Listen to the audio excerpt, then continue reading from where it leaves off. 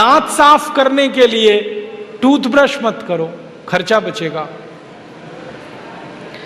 हम आजकल टूथपेस्ट करते हैं, कॉलगेट, क्लोजअप, पेप्सोडेंट, सिबाका, फॉरेंस, ये बड़े महंगे हैं, 30 रुपए का 100 ग्राम, 300 रुपए किलो, हुआ कि नहीं?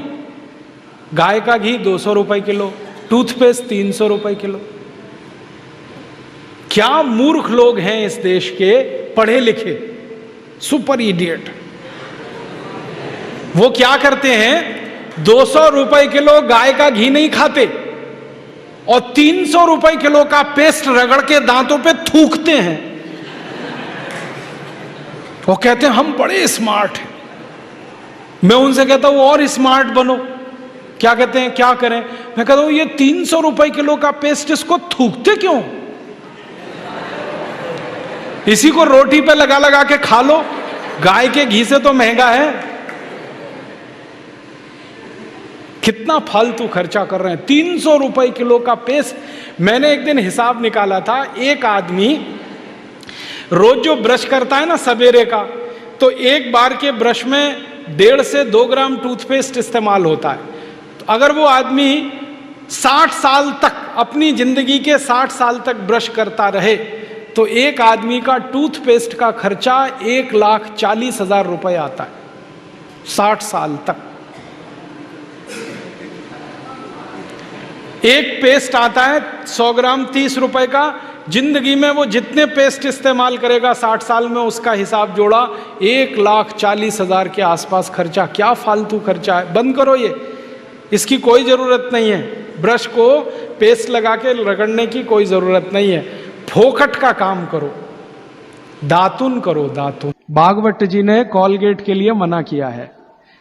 कॉलगेट था ही नहीं तो लिखा भी नहीं है उन्होंने कहा कि आप नीम का दातुन करें। और नीम से भी अच्छा एक दातुन उन्होंने बताया, मदार। मदार समझते हैं, मदार का एक पेड़ होता है, वो कहते हैं नीम से भी अच्छा है, क्योंकि वो और ज्यादा कषाय है और ज्यादा तिक्त। फिर एक है बबूल, फिर एक है अर्जुन। अर्जुन की छाल आपने पिया ना, अर्जुन की दातुन भी होती है। तो ऐसे 12 वृक्ष उन्होंने बताए हैं, नीम है, मदार है, अर्जुन है, फिर ये जो होता है ना आम, बबूल है, आम है, अमरूद है। ऐसे 12 वृक्षों का उन्होंने वर्णन किया है कि इनकी दातुन ही करना, इसके आगे 13वें वृक्ष की नहीं। और वो डिटेल लिखा है किताब में, आप ले सकते। जब उन्होंने आगे लिखा है वो मैं अभी बता दूं। वो ये कहते हैं कि जीवन में जो ऋतु है, ऋतु गर्मी है, फिर सर्दी है, फिर बरसात है, 3 तो मुख्य ऋतुएं हैं, फिर इनकी उप ऋतुएं हैं, तो 6 हो जाती है। शरद है, शिशिर है, वसंत है। तो मोटा मोटा बता देता हूं, ज्यादा बारीक आपको याद नहीं रहेगा। वो ये कहते हैं कि जब गर्मी का सीजन है, गर्मी माने अप्रैल से शुरू कर लीजिए, उगादी से शुरू कर लीजिए, नहीं तो आप मकर संक्रांति से ही मान लीजिए। तो मकर संक्रांति से लेकर जब तक गर्मी है, माने बारिश नहीं होती, तब तक नीम के दातुन की बात कही उन्होंने। तो इसमें चैत्र भी आएगा, वैशाख भी। अब आप पुरानी चीज जरा देखिए कि हमारे बचपन में हमारी दादी कहती थी कि देख चैत्र का महीना लग गया, नीम के पत्ते खा ले तो अगले 1 साल तक बीमार नहीं पड़ेगा। तो वो समय यही आता है जो भागवत जी का कैलकुलेशन। क्यों? ये जो समय है इसमें पित्त को भड़कने से बचाने में सबसे बड़ी मदद ये करेगा नीम। तो नीम का दातुन, नहीं तो बबूल का दातुन, नहीं तो मदार का दातुन, लेकिन गर्मियों में सबसे अच्छा नीम है। दूसरा सबसे अच्छा बबूल है गर्मियों में। और सर्दियों के दिन में सबसे अच्छा दातुन है अमरूद। अमरूद के पेड़ का दातुन सर्दियों में सबसे अच्छा, अमरूद के पेड़ का।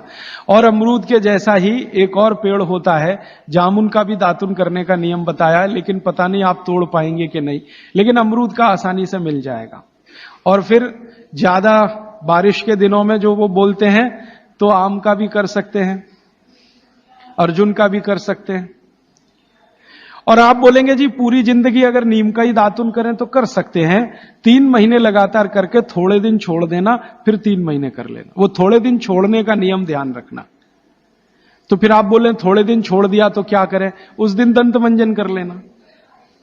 दंत मंजन के लिए वो ये कहते हैं कि आप जिस एरिया में रह रहे हैं वहां का तेल, और जिस क्षेत्र में रह रहे हैं वहां जो उपलब्ध लवण माने नमक, और जिस क्षेत्र में रह रहे हैं वहां की उपलब्ध हल्दी, ये तीनों मिलाकर आप पाउडर बना के दांत पे घिस सकते हैं। ये बहुत अच्छा दंतमंजन उन्होंने माना। दूसरा दंतमंजन उन्होंने बताया है, गाय के गोबर को सुखाकर जलाएं, उसकी जो राखी है उसमें थोड़ा कपूर मिला दें, थोड़ा सेंधा नमक मिला दें, बहुत अच्छा दंतमंजन। तीसरा वो कहते हैं कि जो त्रिफला चूर्ण, मैंने बार बार आपको बोला त्रिफला चूर्ण है, तो इसको बारीक पीसें। दंतमंजन के लिए बारीक पीसना और खाने के लिए मोटा पीसना। तो बारीक त्रिफला चूर्ण, थोड़ा सेंधा नमक, बस मिला के दांत पे घिसें, तो ये दंतमंजन। ऐसे 8-10 तरह के दंतमंजन है, 12 किस्म की दातुन है। तो आप ये जरूर करें, माने टूथपेस्ट बंद करें। अब क्यों करें टूथपेस्ट बंद? भागवत जी और आधुनिक विज्ञान को जरा जोड़ता हूं। आप पित्त के असर में हैं, जान लीजिए। सुबह सोकर उठेंगे तो मुंह में पित्त ही भरा हुआ है, लार जिसको आप कह रहे हैं। अब ये असर ज्यादा है, तो इसको कंट्रोल रखना है आपको, तो इसलिए कहा ये दातुन अच्छी है। लेकिन अगर आप ब्रश कर रहे हैं, पेस्ट कर रहे हैं, तो क्या है उसमें? चीनी है, चीनी है ना, शुगर है। अब वो सैकरीन के रूप में है या किसी भी रूप में शुगर है, और शुगर और पित्त का झगड़ा है। तो सुबह उठते ही अगर आप पेस्ट कर रहे हैं जो मीठा है, तो सर्वनाश है। मीठा ब्रश माने मीठा पेस्ट पित्त में मिलाएं तो पित्त को तो बिल्कुल खराब करेगा ही, और मुंह को भी खराब करेगा। क्योंकि सुबह का मुंह आपका मीठे के असर में आया, मीठे के असर में, तो 101% चांसेस हैं कि आपके दांत खराब होना जल्दी शुरू हो। और मेरा ऑब्जर्वेशन है कि जो ज्यादा पेस्ट कर रहे हैं उन्हीं के दांतों में कीड़े सबसे ज्यादा लग रहे हैं। कीड़े लगना माने दांत खराब होना।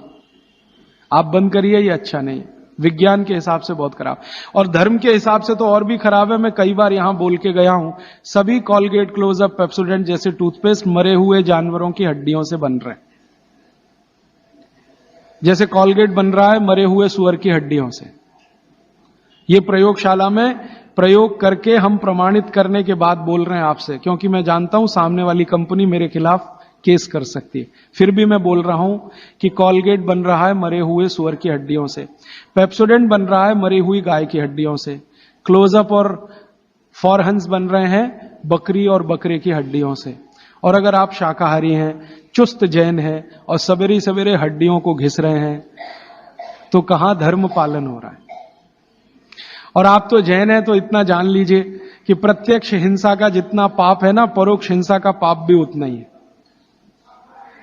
तो किसी कंपनी ने आपके लिए बनाया टूथपेस्ट, माने उसने मारा जानवरों को, उसमें से निकालने के लिए हड्डियां आपके लिए बनाया, तो पाप आपके ऊपर उतना ही है जितना उस मारने वाले के ऊपर है। तो कसाई का पाप अपने सिर पे क्यों लेना? तो क्यों ये कॉलगेट, क्लोजअप बंद कर दीजिए। दातुन पे आइए, नहीं तो दंतमंजन। दोस्तों, सबसे पहले तो चैनल सब्सक्राइब करें, फिर लाइक, कमेंट और शेयर करें।